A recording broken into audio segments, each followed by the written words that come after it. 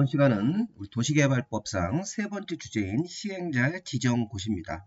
자, 우리 도시개발사업이라는 신도시를 만드는 사업을 할 때는 이 시행자가 누가 있는지 관련 내용들을 보도록 하겠습니다.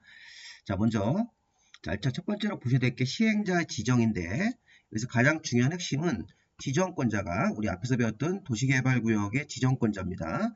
자, 도시개발구역 지정권자는 시도지사나 대도시, 국토교통부 장관인데, 자, 시도지사나 대도시 국토교통부 장관이 다음에 해당하는 자 중에서 시행자를 정한다. 다음에 해당하는 자가 여기 1번부터 4번까지는 공공시행자, 5번부터 12번까지는 민간시행자가 됩니다.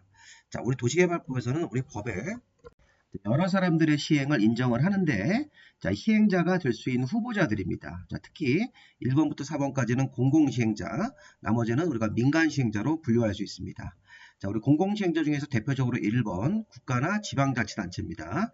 자, 우리 국가나 지방자치단체면 기본적으로 우리 행정청입니다. 행정청이 국가나 지방자치단체라고 할 수 있습니다. 그래서 우리 국가를 대표하는 여러 장관들이라든가 지방자치단체인 시도지사나 시군구청장이 시행자가 될 수 있는 것이죠. 자, 그 다음에 이제 우리 2번부터 4번까지는 이게 공기업들입니다. 자, 공기업인데 요 2번 공공기관, 3번 정부추정기관은 이거는 국가공기업이고, 요 지방공사는 지방자치단체가 설립 운영하는 공기업이 됩니다. 자, 시험 문제 포인트는 이 공공기관에 6개가 들어갑니다. 토지주택공사, 농어촌공사, 철도공사, 한국수자원공사, 관광공사, 매입공공기관 중에서 이 자산관리공사가 들어가는데, 자, 우리 처음에 공부하실 때는 여기 국가나 지방자치단체는 뭐 특별한 건 없고요. 행정청이고, 요 공공기관 중에서 이 6개의 공기업이 들어갑니다. 국가공기업입니다. 자, 그런데 여기 토지주택공사, 농어촌공사, 뭐 철도공사, 수자원공사, 관광공사, 매입공공기관 중에서 자산관리공사가 들어가는데 여기 한국부동산원은 포함되지 않습니다. 이게 시험 문제였습니다. 자, 한국부동산원은 안 되고 이 토지주택공사, 농어촌공사를 포함해가지고 6개의 공기업이 있습니다. 그래서 이 공기업이 국가공기업으로 공공기관이라고 호칭하고 여기 시행자가 될 수 있는 후보자가 될 수 있습니다. 자, 세 번째는 정부 추정기관, 공공기관과 약간 성격이 다른 이것도 국가 공기업이라고 볼 수 있는데, 이 정부 추정기관은 국가철도공단하고 제주도 국제도시 개발센터라는 게 있습니다. 자, 제주도 개발센터는 이 제주도 내에서만 도시개발 사업을 하는 거고, 이 국가철도공단이 KTX역을 만드는 공기업입니다. 그래서 철도공사는 KTX를 운행하는 그 열차를 운행하는 공기업이고, 국가철도공단이 이제 KTX역이라든가 열차 레일을 건설해주는 그런 공기업인데, 국가철도공단은 역세권만 할 수 있는 이런 제한이 있습니다. 그러면 시험 문제에서 이 정부 출원기관 중에서 국가철도공단이 역세권만 할 수 있다. KTX역을 건설하고 그 KTX역 그 주변만 이 역세권만 딱 범위를 잡아서 도시개발 사업의 시행자가 될 수 있습니다. 자, 근데 시험 문제에서는 뭐였냐면 한국철도공사가 공공기관인데 이 한국철도공사가 역세권만 도시개발 사업을 할 수 있다. 이게 시험 문제였습니다. 그래서 시험 문제가 이 한국철도공사가 아니고 이 국가철도공단이 이 정부 출원기관으로 시행자가 될 수 있는데 지정권자의 지정을 받아서 국가철도공단이 바로 역세권만 사업을 할 수 있습니다. 자, 그리고 참고로 제주도 국제자유도시 개발센터는 이 제주도 안에서만 도시개발 사업을 할 수 있는 장소적인 제한이 있습니다. 네, 여기 공공기관은 장소적 제한은 따로 없는 거고요. 자, 그렇게 해서 우리가 시험 문제가 한국부동산원은 요 공공기관 6개 포함되지 않는 거, 이 토지주택공사, 농어촌공사, 철도공사, 수자원공사, 관광공사, 자산관리공사인데 이걸 외우실 필요는 없습니다. 그냥 개략적으로 토지주택공사나 농어촌공사 같은 공공기관이 있는데 여기 감정원은 포함되지 않는다. 그다음에 세 번째 시행자 후보, 정부 출연기관 중에는 국가철도공단하고 제주도 국제자유도시 개발센터라는 게 있는데 이 국가철도공단은 이 KTX역을 건설하고 그 역 주변 역세권만 도시개발 사업을 할 수 있는 것입니다. 이 철도공사랑 혼동하시면 안 됩니다. 자, 그 다음에 이제 지방자치단체가 설립 운영하는 지방공사 이런 것도 있죠. 뭐 경기도 개발공사 뭐 이런 것들. 자, 그러면 지방공사까지 보시면 자, 국가나 지방자치단체 행정청이고 나머지 공기업들이 도시개발 사업의 시행자가 될 수가 있고요. 자, 그런데 이제 민간 시행자 중에서는 토지 소유자들, 도시개발구역원의 토지 소유자들이 모여서 도시개발구역원의 이 땅 주인들이 모여서 토지 소유자라는 이름으로 사업 시행자가 될 수도 있습니다. 또 토지 소유자가 이 전부 환지 방식이라면 도시개발조합이라는 법인을 설립해서 시행자가 될 수도 있다는 것입니다.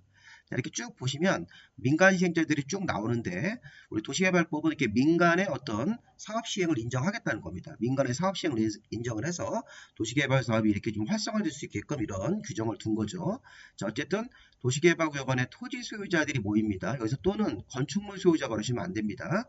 자, 일단 도시개발구역 안에 땅을 가진 사람들이 모여서 토지 소유자라는 이름으로 사업 시행자가 될 수 있고, 그다음에 토지 소유자가 사업이 전부 환지 방식일 때는 도시개발조합이라는 걸 설립해서 이 조합이라는 법인 형태로 사업할 수도 있습니다. 토지 소유자들이 조합원으로 들어가는 거죠.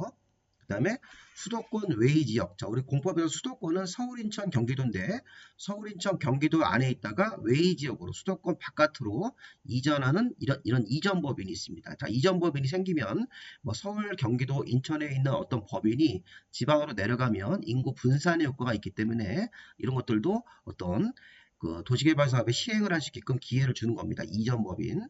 자, 주택법상 등록사업자가 이게 바로 주택법에 따라서 아파트 같은 걸 짓는 건설회사라고 생각하시면 되겠습니다. 주택법상 등록사업자. 토목공사 면허를 가진 사람은 토목회사. 우리 이제 땅에 대해서 각종 공사라는 토목회사도 토목공사 면허를 가진 자로 도시개발 사업의 시행자 지정을 받을 수 있습니다. 자, 그 밖에 부동산 개발업자, 자, 자기관리나 위탁관리 부동산 투자회사가 우리 이제 학개론 시간에 배우는 리츠회사입니다. 자, 이런 리츠회사인 부동산 투자회사도 도시개발 사업의 시행자가 될 수 있는 후보자가 되고요.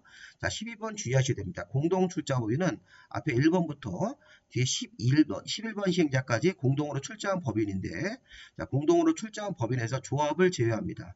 자, 조합은 제외하고 나머지 여기 5번부터 5번 7, 8, 9, 10, 11, 그 다음에 앞에 있는 1, 2, 3, 4번 시행자가 공동으로 출자한 법인, 이런 공동 출자 법인도 도시개발사업 시행자가 될 수가 있다는 것입니다.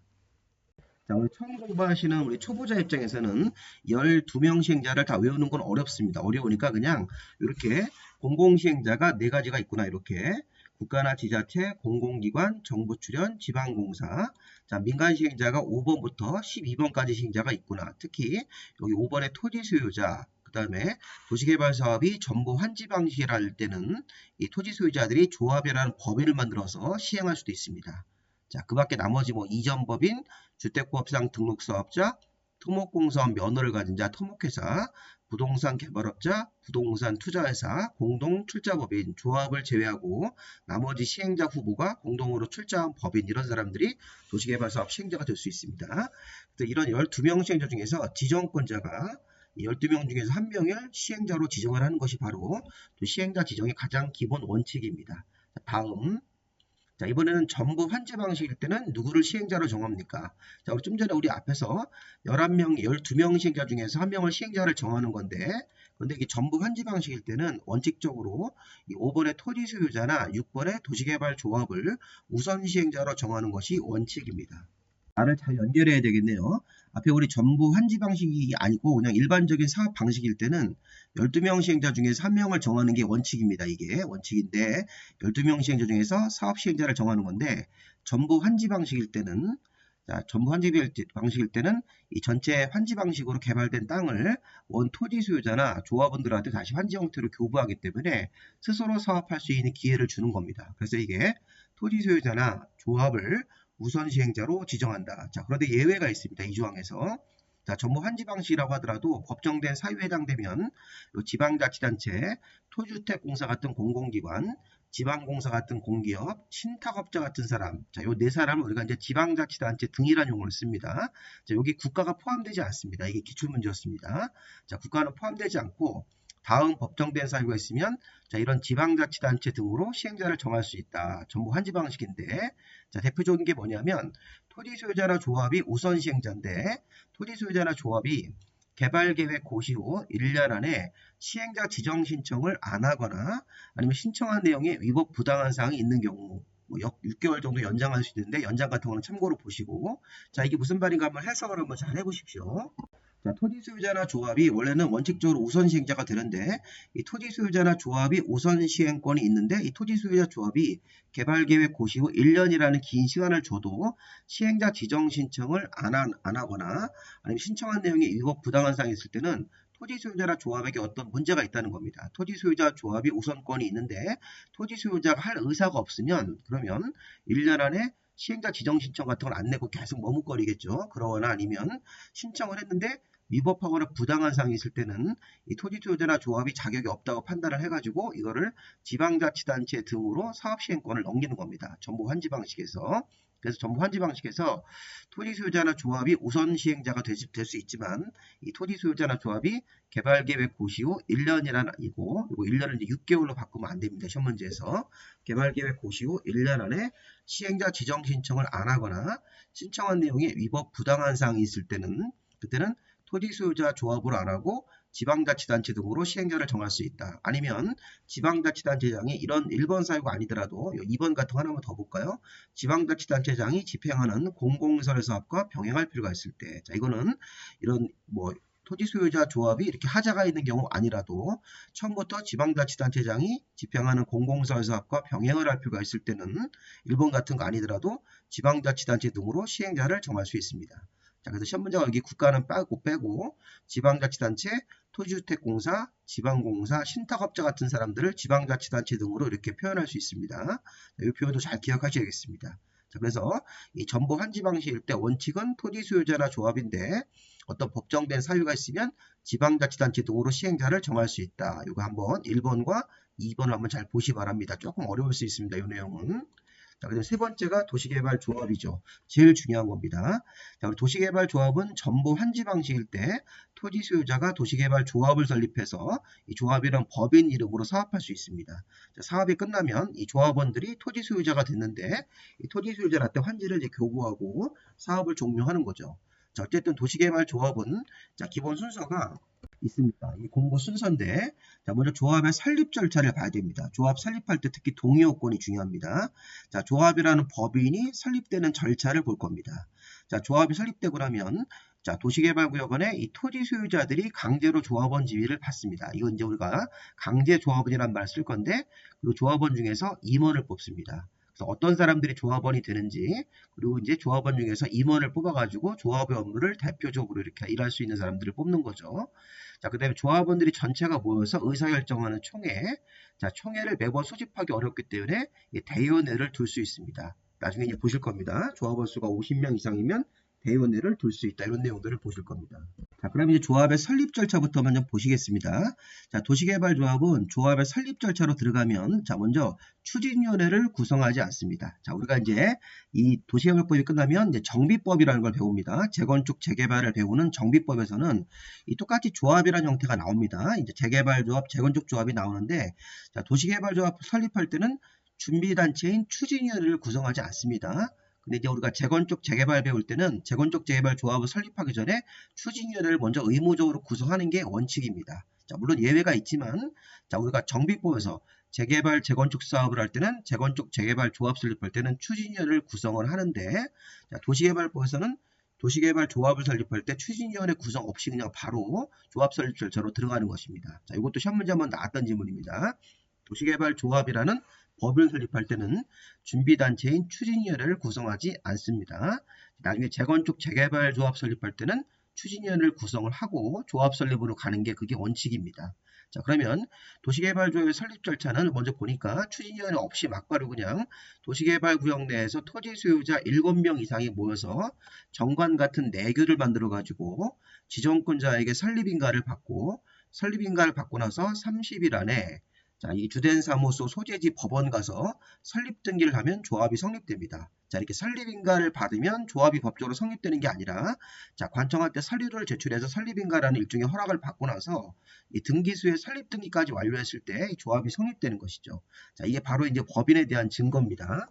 자, 어떤 단체가 관련 인허가 같은 걸 받고 나서 설립에 관한 인허가를 받고 나서 등기까지 해야지만 조합이 성립된다는 표현을 나온 것은 이건 조합이 이 법인 성격을 갖는다는 것입니다. 문의는 조합이란 말 쓰지만 실제는 법인 성격이 있는 것이라고 해석하시면 되겠습니다. 그래서 이 조합의 설립 절차는 자, 토지 소유자 최소한 7명 이상이 모여서 자, 정관 같은 내규입니다. 내규. 이 조합원들이 지켜야 되는 내규인 정관 같은 그런 서류, 기타 서류 같은 거를 작성을 해서 지정권자, 도시개발구역 지정권자인 시도의사나 대도시, 국토부 장관한테 설립인가를 받고 나서 설립인가 후 30일 안에 설립 등기를 완료했을 때 조합이 법적으로 성립합니다. 자, 시험 문제에서는 이렇게 낼 수 있죠. 자, 지정권자에게 설립인가를 받으면 이 조합은 법적으로 성립한다고 그러시면 안 됩니다. 설립인가 받고 설립 등기까지 완료가 됐을 때 조합이 법적으로 성립이 되는 것입니다. 자, 다음. 자, 조합이 설립인가 받은 사항을 변경을 할 때도 당연히 변경인가입니다. 우리 공법에서는 여러 가지 인허가라든가 뭐 인가를 받고 나서 변경을 할 때는 또 변경허가, 변경 인허가를 받아야 되기 때문에 조합이 설립인가 받은 사항을 변경할 때는 변경인가를 받아야 되는데 다만 간단한 절차가 있습니다. 자, 조합이 주된 사무소 소재지가 변경, 자, 이건 조합의 사무소가 이사를 해서 주소를 변경하는 그런 간단한 사항이나 자, 조합이 어떤 내용을 결정하고 외부로 공고를 하는데 이 공고 방법 변경 같은 것들 자, 이 공고 방법 변경하고 주된 사무소 소재지 변경으로 인해서 주소가 변경되는 이런 사항을 변경할 때는 변경인가보다 간단한 변경 신고를 해야 됩니다. 자, 이게 별거 아닌 것 같은데 시험 문제에서 여러 번 나왔습니다. 자, 이런 식으로 조합의 설립인가 받은 사항 중 주된 사무소 소재지 변경 사항은 변경인가를 받아야 된다. 이렇게 그럼 틀립니다. 이건 변경 신고, 간단하게 변경 신고 사항으로 처리가 됩니다. 그리고 사무소 소재지 변경, 자, 조합이 설립인가 받은 사항 중 공고 방법 변경은 변경 신고 사항이다. 변경인가를 안 받고요. 자, 그다음에 동의 제일 중요한 거 나왔습니다. 자, 조합이 좀 전에 지정권자에게 설립인가를 받고 설립 등기까지 가야 되는데 일단 특히 설립인가를 지정권자한테 받을 때 자, 일정한 동의 요건을 맞춰서 동의서를 제출해야 됩니다. 자, 이때 동의서는 전체 도시개발구역 안에 면적 계산해가지고 국공유지를 포함한 면적입니다. 면적의 3분의 1 이상 토지 소유자와 토지 소유자 총수 2분의 1 이상 동의를 받아야 된다. 자, 이 내용 우리 앞에 강의에서 개발 계획을 환지 방식으로 수립할 때랑 동의 요건이 같습니다. 전체 도시개발구역의 면적을 재서 전체 면적의 3분의 1을 계산해가지고 거기 토지 소유자 동의를 먼저 받고 여기 와 그 다음에 토지 소유자 총수를 별도로 계산해서 2분의 1 이상 동의를 받아야 됩니다. 자, 그러면 잠깐 이쪽으로 와볼까요? 자, 이게 무슨 말인가 한번 좀 보겠습니다. 자, 도시개발 조합을 설립하기 위한 동의 요건 그래서 자, 이거 앞에서 배운 거랑 같은 그림입니다. 우리 앞에서 이제 환지 방식으로 개발계획 수립할 때랑 동의 요건이 같은데 다시 한번 설명을 해보겠습니다. 자, 전체 토지 면적이 100만 제곱미터라는 땅이 있는데 토지 소유자 총수는 100명입니다. 100명. 근데 가만히 보니까 좀 특이한 점이 있죠. 자, 100만이라는 땅의 크기가 이제 전체 면적인데 이 100만 중에서 67만이라는 땅을 관련한 사람이 혼자 가지고 있죠. 갑은 굉장히 부자네요. 땅 부자입니다. 나머지 33만 제곱미터는 99명이 똑같은 균등한 면적으로 토지를 가지고 있다고 가정을 합니다. 그래서 토지 소유자가 100명, 토지 면적은 100만 제곱미터인데 이 중에서 67만이라는 사람을 한 사람이 갖고 있고 나머지 33만이라는 땅의 크기는 99명이 자, 골고루 땅을 갖고 있다고 생각하시면 되겠습니다.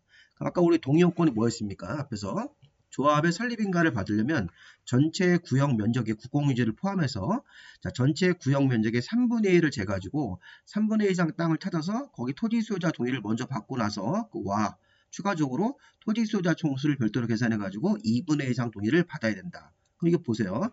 전체 면적 100만 중에서 전체 토지 면적의 3분의 1 이상 토지 소유자 동의라고 하는 것은 전체 면적 100만에 3분의 1을 곱하면 66만 7천 제곱미터 이상이 나와야 되니까 66만 7천이면 67만 정도를 찾아서 자, 거기 토지 소유자가 갑밖에 없네요. 그럼 갑의 동의를 받으면 됩니다. 근데 이거와 자, 토지 소유자 총수가 별도로 100명이 있기 때문에 자, 100명의 절반 이상을 동의를 받아야 됩니다. 그래서 이게 50명 이상 동의를 받아야 된다. 그래서 갑의 동의를 먼저 받아놓고 나서 50명을 맞추기 위해서 추가적으로 이 99명한테 가가지고 이 49명 자, 여기 이 49명의 동의를 추가로 받아야 됩니다. 그래서 갑의 동의를 받으면 면적 3분의 1 이상 토지 소유자 이 동의를 받은 것이고 토지 소유자 총수 2분의 1을 맞추기 위해서 추가적으로 갑 이외에 요 49명, 49명 동의를 받아가지고 총 50명 동의를 받으면 이 조합 설립이 가능한 겁니다. 이 동의 요건을 맞춰서 자, 한번 잘 생각해 보시기 바랍니다. 여기서는 중요한 게 와입니다. 와.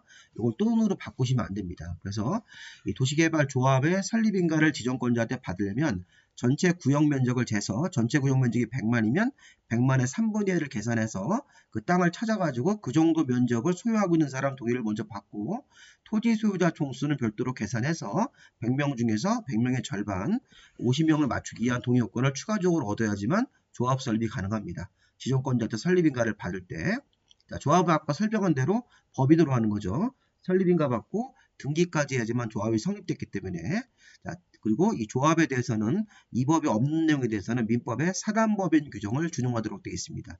도시개발조합은 문의는 조합이지만 실제 성격이 법인이기 때문에 자, 이 법에 없는 내용은 민법의 사단법인 관련 규정을 준용을 해서 처리하도록 되어 있습니다. 이런 내용들은 우리 추가적으로 한번 보시기 바랍니다. 자, 그 다음 우리 조합원하고 조합의 임원에 관한 내용들. 자, 도시개발 조합이 성립이 딱 되면 도시개발구역원의 조합원은 도시개발구역 내 토지 소유자가 조합원이 되는 것입니다. 이게 이제 강제조합원이란 말이 뭐냐면 아까 좀 전에 조합을 설립할 때 면적 3분의 1 이상 토지 소유자와 토지 소유자 총수 2분의 1 이상 동의가 필요했는데 자, 그 동의에 찬성한 사람 반대한 사람 따지지 않고 다 강제로 토지 소유자면 모두 조합원 자격이 부여되는 것입니다. 그래서 이 조합 설립할 때 면적 3분의 2 이상, 토지 소유자 총수 2분의 1 이상 그런 동의 같은 것들을 한 사람이나 반대한 사람도 모두 다 강제로 조합원 자격이 생긴 겁니다. 도시개발구역원에 토지를 가진 사람들한테는 강제로 조합원 지위가 부여되는 것입니다. 자, 그리고 이 조합원의 권리로서 조합원은 조합원 총회에 나가서 표를 행사할 수 있죠. 이때 보유면적에 관계없이 평등한 의결권입니다. 이거 조심하셔야 됩니다. 자, 보유면적에 비례한 의결권 그러시면 안 돼요. 자, 땅을 100평 가지고 있다고 그래가지고 뭐 10표, 땅을 10평 가지고 있다고 그래서 한 표를 행사하지 말고 보유면적 100평을 갖고 있던 토지 소유자가 땅을 10평 갖고 있든 간에 관계없이 한 표씩 행사하는 평등한 의결권을 갖습니다.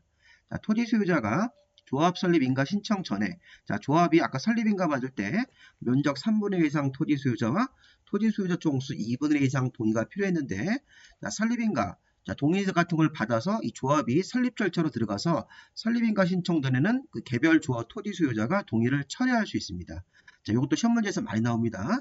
자, 설립인가 신청 후에도 동의를 철회할 수 있다고 그러시면 안 돼요. 그래서 어떤 특정 토지 소유자, 뭐 어떤 갑이란 사람이 설립인가 신청할 때 동의서를 냈는데 마음이 바뀌면 이 조합의 설립인가 신청 서류가 관청한테 인가 신청 들어가기 전에는 동의를 자유롭게 철회할 수 있습니다.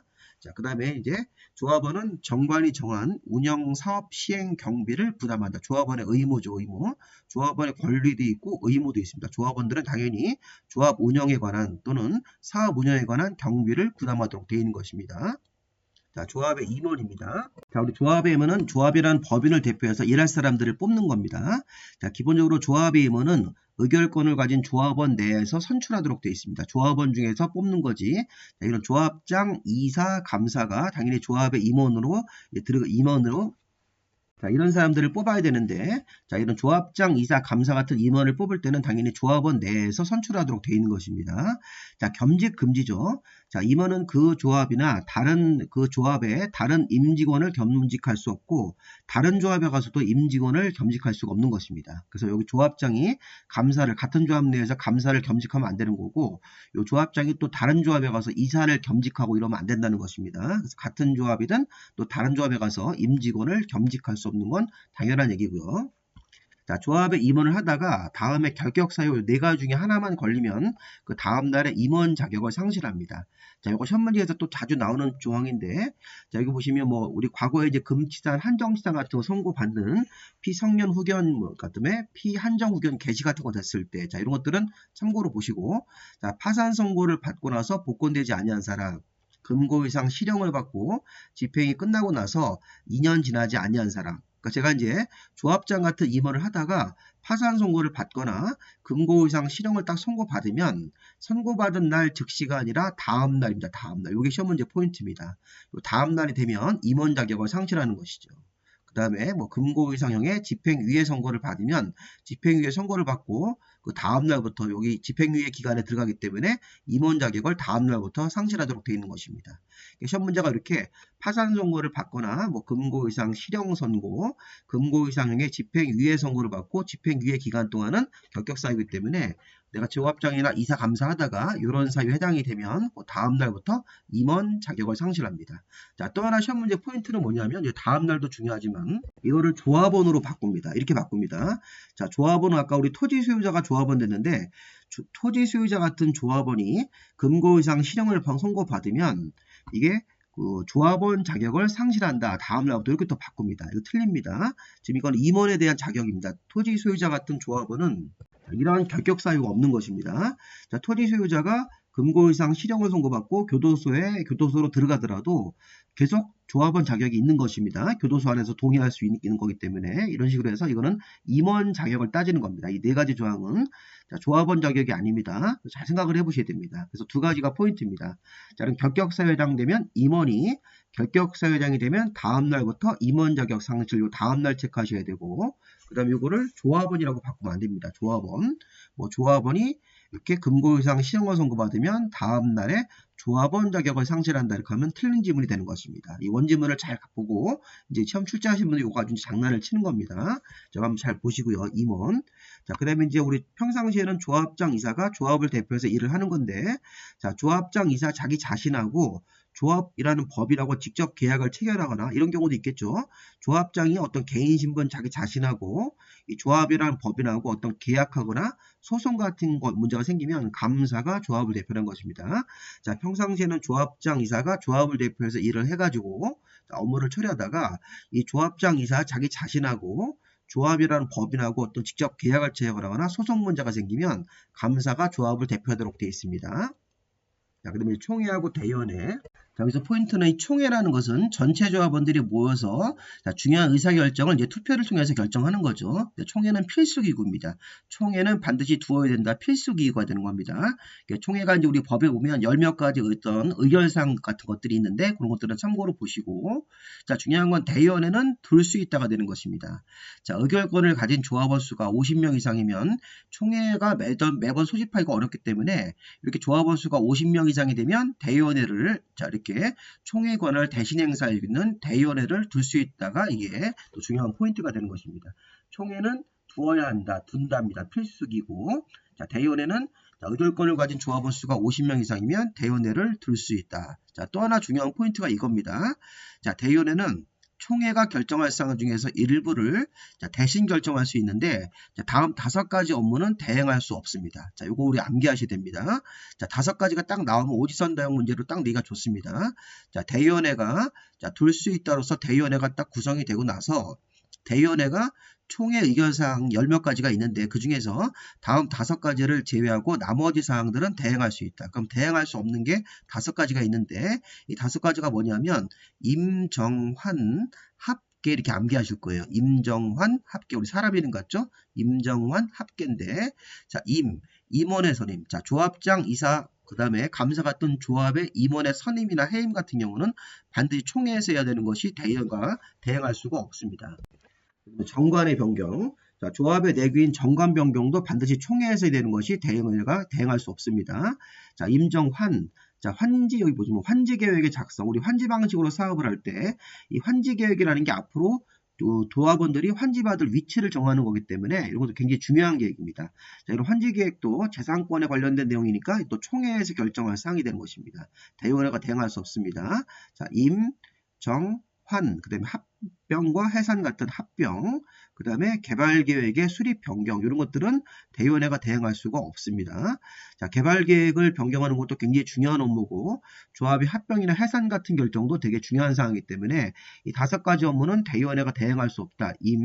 임원의 선임, 정관의 변경, 환지계획의 작성, 조합의 합병 해산 문제, 그 다음에 개발계획의 수립 변경, 그 다음에 중요한 건 뭐냐면 이런 겁니다. 요 실시계획. 자, 우리 개발계획은 우리 지정권자 같은 관청이 만들어주는 계획인데, 자, 이런 개발계획의 수립 변경 말고 사업시행자가 만드는 실시계획의 변경은 제외한다. 이건 대의원회가 대행할 수 있다는 것입니다. 자, 실시계획의 수립 변경은 대의원회가 대행 금지 항목에서 제외되어 있기 때문에 대행할 수가 있습니다. 이거. 여기 조합의 합병 해산 업무도 청산금의 징수나 교부가 완료되고 나서 나머지 일종의 서류 정리하는 그런 해산 업무는 대의원회가 대행할 수 있는데 이건 조금 어렵습니다. 요 분홍색으로 써 있는 것들은 나중에 우리가 이순환 때 다시 한번 보실 겁니다. 어쨌든 지금 여러분들 정리하실 것은, 자, 대의원회가 대행할 수 없는 항목이 5가지가 있습니다. 임정환, 합계 이렇게 한번 잘 보시기 바랍니다. 분홍색으로 설명이 되어 있는 것은 대행할 수 있다는 얘기를 하고 있는 겁니다. 자, 그 다음에 아까 대의원회가 조합원 수가 50명 이상이면 들 수 있고, 대의원회가 총회의 의결사항, 결정사항 중에서 5가지를 제외하고 나머지만 대행할 수 있는 것 5가지 정리했죠. 자, 대의원의 수는 전체 조합원 총수의 자, 여기 10% 이상인 100분의 10 이상으로 하고, 이 대의원들은 이 조합원 중에서 선출하도록 되어 있습니다. 정관에 따라서. 자, 관련 내용들 한번 이렇게 보시 바랍니다. 저 대의원을 몇 명을 뽑을 거냐? 전체 조합원 총수에서 10분의 2, 자, 100분의 10 이상은 뽑아야 된다. 이렇게 하고, 이 대의원들도 조합원 중에서 선출하도록 되어 있습니다. 정관이 정하는 바에 따라서. 그래서 대의원회를 둘 수 있다. 50명 이상이면 대의원회 인원수는 전체 조합원 총수 중과 조합원 총수가 2,000명이면 2,000명 중에서 100분의 10 이상인 200명 이상 정도는 뽑아야 되겠죠. 2,000명이면. 대의원회가 대응할 수 없는 항목 5가지를 잘 보시 바랍니다. 임정환, 합계. 자, 그 다음에 조합인 시행자가 행한 처분에 불복하는, 자, 조합이라는 법인이 시행자가 되어서 내린 처분에 불복하는 경우가 있다. 그러면 지정권자한테 행정심판을 제기할 수 있습니다. 이 조합이 내린 처분이 부당하다 이런 식으로 해서 이 지정권자한테 행정심판을 제기할 수 있다. 이런 내용도 한번 보시 바랍니다. 자, 그 다음 네 번째가 이제 시행자 변경입니다. 자, 우리 시행자 변경 사유는 여기 4가지가 있는데, 시행자가 부도 파산나거나 아니면 시행자 지정 취소, 시행자가 어떤 잘못을 해서 시행자 지정 취소 아니면 시행자가 만들어서 관청한테 인가받은 실시계획의 인가가 취소가 되면 시행자의 어떤 잘못이 있다는 얘기입니다. 그럼 시행자를 변경할 수 있다. 근데 이런 건 시험 문제가 안 나오죠. 잘 안 나오고 1번이나 2번 같은 케이스를 잘 보셔야 됩니다. 자, 1번이나 2번은 시행자가 일종의 어떤 문제가 있어가지고 자, 사업 절차를 진행을 못하는 겁니다. 실시계획 인가 후 2년 내 사업 착수하지 않았을 때 자, 토지 소유자나 조합 같은 시행자가 구역 지정고시일로부터 1년 안에 실시계획의 인가 신청을 안 했을 때 자, 우리가 2년짜리하고 1년짜리를 제가 한번 보겠습니다. 자, 우리 요 그림 좀 한번 보세요. 자, 강의를 잘 들으셨으면 우리 첫 번째 강의할 때 자, 도시개발사업은 A타입, B타입이 있었죠. 순서가. 자, 특히 A타입을 생각합니다. A타입에서 요 내용을 적용하시는 겁니다. 요 1번과 2번을. 자, B타입을 생각하지 마시고요. 시행자 변경을 할 때. 자, A타입은 개발계획을 수립고시를 먼저 하죠. 요 개발계획 내용에다가 시행 방식과 시행자를 내용으로 담아서 요 개발계획을 먼저 수립해서 고시하고 나서 도시개발구역 지정고시로 가고 그 다음에 실시계획으로 넘어가고 실시계획 다음에 이거 인가받으면 공사에 착수로 들어가는 거죠. 근데 여기 보시면 실시계획에 인가고시가 있고 나서 2년 안에 사업 착수 안 하면 이게 시행자 변경 사유가 되는 겁니다. 자, 그리고 도시개발구역 지정고시가 되고 나서 1년 안에 실시계획에 인가 신청을 안 하면 여기서 또 우리가 보십시오. 앞쪽에 자, 도시개발구역 지정고시가 되고 나서 1년 안에 실시계획에 인가 신청 안 하면 1년 되는 다음 날에 시행자가 변경될 수 있습니다. 자, 만약에 정상적으로 1년 안에 실시계획에 인가 신청을 해서 인가를 받았으면 실시계획 인가 받고 나서 또 안심하면 안 됩니다. 2년 안에 사업 착수 안 하면 또 시행자가 변경됩니다. 자, 이렇게 1년짜리, 2년짜리를 잘 보십시오. 자, 이 내용을 우리 그림으로 한번 보신 다음에 한번 읽어보겠습니다. 실시계획 인가 후 2년 내 사업 착수 안 하면 시행자를 변경할 수 있죠. 시행자가 요구를 안 했기 때문에. 근데 그거보다 이 앞쪽 절차가 하나 더 있네요. 토지 소유자 조합이 구역 지정고시로부터 1년 안에 실시계획 인가 신청 안 하면 이렇게 안 했다는 겁니다. 자, 이렇게 1년짜리 안 하면 요 1년 되는 다음 날에 또 시행자가 변경될 수 있으니까 요 1년짜리하고 2년짜리를 그림으로 보십시오. 근데 이거는 뭔가요? 자, 이건 해제입니다. 해제. 자, 이건 도시개발국에 해제되는 사유는 앞에서 우리 미리 배웠죠. 요 3년짜리 사실은 요거는 우리 앞에서 배운 거니까 요 변경 사유에다가 추가하면 도시개발구역 지정고시로부터 3년 안에 실시계획 인가 신청까지 안 하면 3년 되는 다음 날에 이 도시개발구역에 해제되는 곳으로 간주한다 이런 것도 있으니까 이거는 참고로 보시고 중요한 건 요게 중요합니다. 1년짜리 변경, 2년짜리 변경이 시행자가 변경되는 사유 중에서 제일 중요한 겁니다. 자, 이것도 시험 문제에서 자주 나오는 질문입니다. 자, 시행자 변경 사유를 보셨고요. 이제 마지막으로 이제 위탁, 신탁, 대행이라는 게 있는데 자, 우리가 이제 특정 사물을 다른 사람한테 이제 맡기는 게 이제 위탁인데요. 그래서 중요한 포인트가 하나 있습니다. 자, 이 부분은 뭐냐면, 자, 항만철도, 도로, 공원 같은 공공시설 사업은 사업 시행자가 좀 하기 어렵습니다. 우리가 이제 항만이나 철도 만들 때는 전문 기술이 필요하기 때문에, 자, 이런 공공시설 사업은 이 사업 시행자가 사업을 하다가 어려우면, 자, 이런 사업에 대해서는 국가나 지방자치단체, 그 밖에 공기업들한테 위탁할 수 있다. 자, 그리고 기초조사, 토지매수, 손실보상, 주민의 이주대책 같은 거.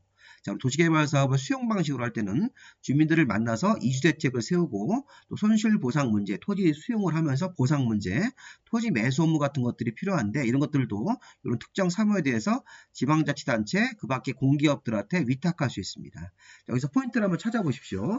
자, 여기는 국가가 들어가 있고 여기 밑에는 국가가 없네요.